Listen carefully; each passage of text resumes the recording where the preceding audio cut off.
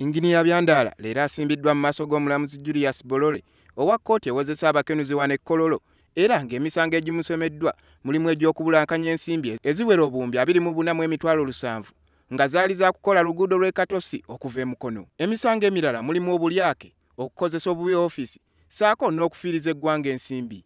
Omulamuzi Julius Bolole agaanye okusaba kwa puliida wa Byandala okufuna okweyimirirwa n'amusindika ku mere amaleyo ssabbiiti 2 alyoka awuliriza okusaba kwe okumukkiriza okweyimirirwa.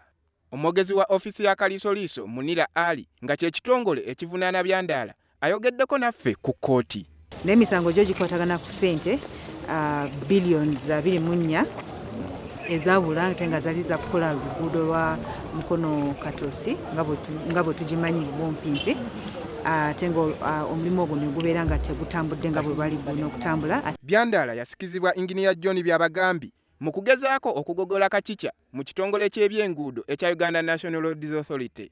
Kaliisoliiso wa gavumenti yatandika okunoonyereza ku mivuyo gino oluvannyuma lw'amawulire nti waliwo ebyali bitagenda bulungi mu kukola oluguudo luno.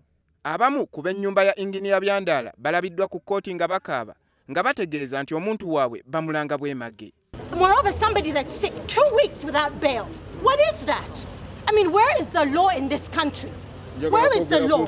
N'olwekyo nkunga abantu b'eruweero abasiraamu ku Lwokutaano musabire omubaka waffe ate minisita waffe muganda waffe taata waffe mukwano gwaffe. Abalala abasibiddwa mulimu eyali akulira ebyensimbi Joyce Mugoma, puliida w'ekitongole Marvin Baleruha ne Apollo Senkeeto ssaako ne Isaac Mugote nga bano bombi basuubuzi mu Kampala.